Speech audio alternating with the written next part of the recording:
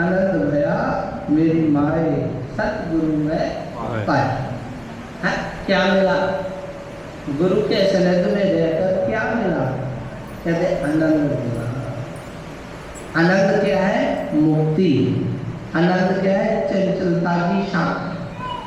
चंचलता जिससे रुक जाए वो आनंद। जिससे भड़कना मुक जाए वो आनंद। जिससे भय मुक्त हो जाए प्राणी वो आनंद। जिससे प्राणी निर्भय हो जाए वो आनंद। जिससे अकाल से रहित हो जाए, काल के पंजों से मुक्त हो जाए, अकाल हो जाए, है वो आनंद।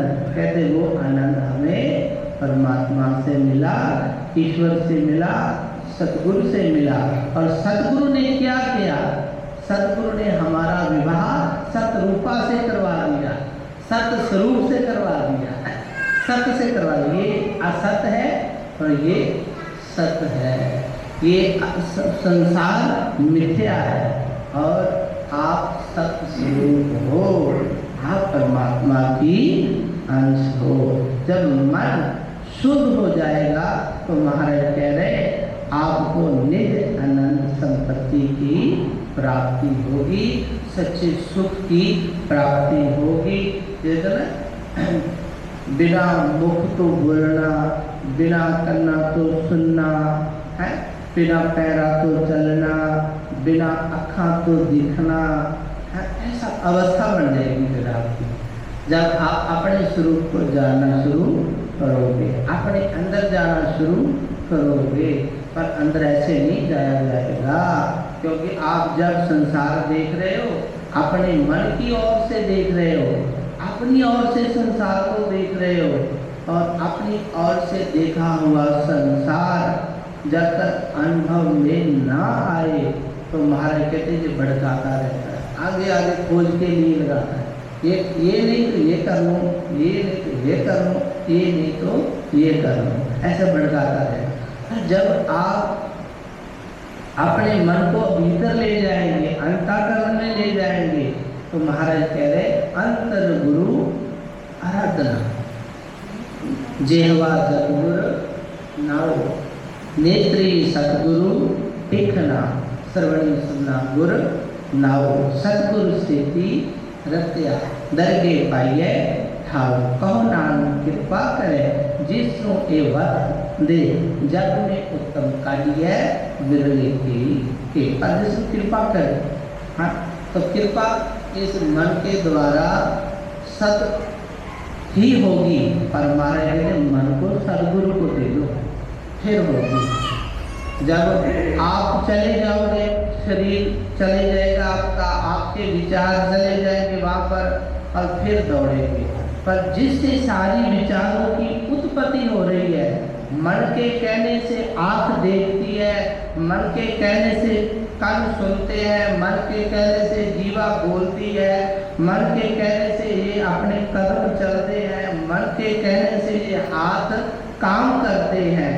और मन विचारशील शक्ति है, मन चंचल है पर पकड़ में नहीं आता, कोई इसका स्वरूप नहीं है। और हमारे लिए इस मन को आप जब सत को दे दोगे, सच को दे दोगे, सतगुरु को दे दोगे तो बिल्कुल आप उसी सत में समा जाओगे और इस संसार में भी सुख पाओगे, अपने पुत्र का भी सुख पाओगे, अपनी पत्नी का भी सुख पाओगे। पर वैसे ऐसा हो नहीं सकता, क्योंकि आपने मन सच को दे दिया तो आपकी पत्नी ने ना दिया तो फिर क्या बनेगा?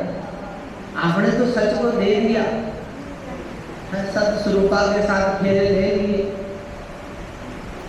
पत्नी चंचल है और ऐसा तो पत्नी ने मन को सत स्वरूपा के साथ फेरे ले लिए और पति चंचल है तो कैसे होगा? फिर हो नहीं सकता। तो महाराज गुरु नानक पातशाह कहते कर्म ही आपको अपनी के नेड़े के दूर है, आपको अपना कर्म है। इसीलिए तुम सत्य को समझ गए और तुम ही सत्य को प्राप्त कर सकते हो। और जो स्वरूप तुम्हारे सामने दिख रहे हैं किसी भी रूप में, सब लेने देने के हैं, सब लेने देने, सब लेखा जोखा है सबका। ये इसका भी लेना देना, कोई माता बन के दे रहा है, कोई पिता बन के दे रहा है, कोई पुत्र बन के ले रहा है, कोई वकील बन के दे रहा है, कोई दुश्मन बन के ले रहा है, ऐसे बस सब लेने देने हैं। जिसको समझ आ गई उसके मन की मैल मिट जाएगी, और जिनकी मैल मिटी है वो कहते रहे हे परमात्मा जो तू करता है वही हमको अच्छा लगता है। क्योंकि भीतर चले गए ना, संसार में नहीं रहे। तेरा भाना मीठा लागे, नाम पदार्थ नानक मांगे। कहते तेरा भाना मीठा लगे, मन अंदर चला गया है, तभी पर बैठा दिया ना गुरु लोगों को। पर अब भी नहीं कह रहे कि जिसने हमको ऐसी अवस्था, ऐसा दंड दिया है, हे भगवान उसका बुरा कर रहे, ऐसा कह ही नहीं रहे।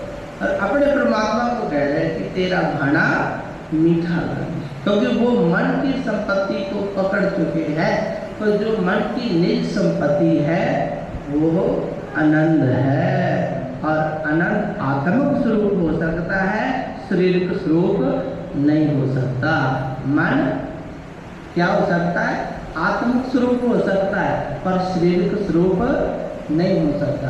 क्योंकि ये शरीर जो है ये मिथ्या हुआ है, ये काया है, झूठी है। पंच तत्व को तन रचयो, जानो चतर सुजान, जिसते उपजो नानका, लीनता ही मेहमान। कहते हैं पंच तत्व का पुतला है, एक दिन पंच तत्व में लीन हो जाएंगे। तू कहाँ जाएगा? है तुझे फिर भागना पड़ेगा। जैसे ये मकान बड़ी मेहनत से बनाया है, अब इसमें दराड़े पड़नी शुरू हो जाए तो समझ लो हम आत्मा यहाँ पर बैठी है, भागकर बाहर जाएंगी। कहाँ जाएगी? बाहर। यहाँ से बाहर निकलो, ये ऊपर ना गिर जाए, ये गिर ना जाए। जब बाहर जाएंगे तो कहाँ जाएंगे? बाहर का रास्ता ही नहीं मालूम है तुम्हारे। जब बाहर का रास्ता नहीं मालूम तो फिर चंचलता होगी, फिर चितराई होगी, फिर ऐसे दौड़ेंगे, किसी को अपना बनाएंगे, किसी को बुरा कहेंगे, किसी का खोएंगे, किसी का लूटेंगे, ऐसे जैसे चलता रहेगा। पर महाराज कह रहे जो अपने स्वरूप को जान गया, अपनी कमाई को जान गया, बिल्कुल वो ये भी जान जाएगा ये शरीर असत है, इसमें आनंद नहीं है। आनंद किसमें है? आत्मा में है। निज रूप में आनंद है। निज संपत्ति मेरी कौन सी है? आत्मा। हाँ, मैं जो शुद्ध स्वरूप हूँ, मैं चेतन स्वरूप हूँ, मैं आनंद स्वरूप हूँ। जब इसको जान जाएगा कोई तो महाराज के वो सत्य के आनंद को प्राप्त कर जाएगा और मन के जाल से मुक्त हो जाएगा। बाकी जो सब कुछ आप देख रहे हो ये सब मन है, ये सब कुछ मन है। मारण मोहनम वत्सम है, ये खट क्रिया है ये संसार की। कोई किसी को मारना चाहता है, कोई किसी को मोहना चाहता है, कोई किसी को अपने पास रखना चाहता है, कोई अपने से दूर करना चाहता है। ये संसार की खट क्रिया है, शेख क्रिया है। खट शास्त्र पे खट शास्त्र है, तो मैंने शेख क्रिया है। जो शास्त्र है इनमें भी संसार में जीने का ही विधान है। कैसे जियोगे, कैसे जियोगे, कैसे चलोगे, कैसे चलोगे, किसने क्या किया, किसने क्या नहीं किया, किसका क्या फल बना, किसका क्या, ये वो खट शास्त्र भी है और मन की खट अवस्था भी है। किसी को मारना है, किसी को मोना है, किसी को अपने वाल करना है, किसी को दूर कर देना है, किसी को किसी से दूर कर देना है। ये सब मन की अवस्था है, मन से पैदा होने वाली अवस्था है, क्योंकि मन का ये खट स्वरूप है। गुण और अवगुण ये भी मन का ही स्वरूप है। तुम्हारे कहने आप अपने निज स्वरूप को जाओ, अपने आप को बचानो और प्रभु की भक्ति करो और अपना मन है सत्संग में लगा दो, अपना मन सतगुरु के चरणों में लगा दो, अपने मन को सत्य में लगा दो। वहीं से आपको मार्ग मिलेगा, वहीं से आपकी शुद्धि होगी। है तो महाराज कहने आपका जब मन शुद्ध हो गया तो समझ करना आप निज आनंद को प्राप्त कर लोगे। जो ये प्रश्न है खट शास्त्र स्वरूप मन का क्या है और मन का स्वरूप क्या है, तो समझ करना यही संसार सारा मन का स्वरूप है। ये मन से बना हुआ है, मन स्मृति, मन से ये संसार बना है, मन से सब बैलेंस बना है, ये मन की ही सारी खेल है। और महाराज कहते अकेला मन एक शेर को पैदा कर दिया, अकेले मन ने एक शेर को पैदा कर दिया, अकेले मन ने एक सांप को पैदा कर दिया, अकेले मन ने एक हाथी को पैदा कर दिया, अकेले मन ने जंगल को पैदा कर दिया। और हमारे कहते उनमें बैलेंस नहीं बना आपस में, है शेर हाथी को खा रहा था, हाथी शेर को खा, इस तरह बैलेंस नहीं बना। तो उसमें क्या पैदा हो गया, सत रूपा पैदा होगी, सतगुण पैदा हुए, सत्ता पैदा हुई, जिससे सृष्टि का संचालन हो गया। पर ये सब मन के द्वारा होया कि ईश्वर की ही ये एक रचना है, एक ओंकार की ही रचना है। सारा ये सब कुछ जो है ओंकार से पैदा हुआ है, एक से पैदा हुआ है। तो एक सब मन की रचना जगत है, और जो तुम सब देख रहे हो ये भी मन है। और मन शरीर की ओर भी दौड़ता है, ये पंचभूत की ओर भी दौड़ता है, मन आत्मा की ओर भी दौड़ता है। पर मन एक माध्यम है, और गुरु के सानिध्य में रहकर मन परमात्मा में जुड़ सकता है। इसी शब्दों से हम इस विषय को विश्राम देते हैं। आगे हमारे गुरु माता जी सुंदर ढंग से हमें और समझाने का प्रयत्न करेंगे। महाराज की जय, सतगुरुदेव महाराज की जय। महाराज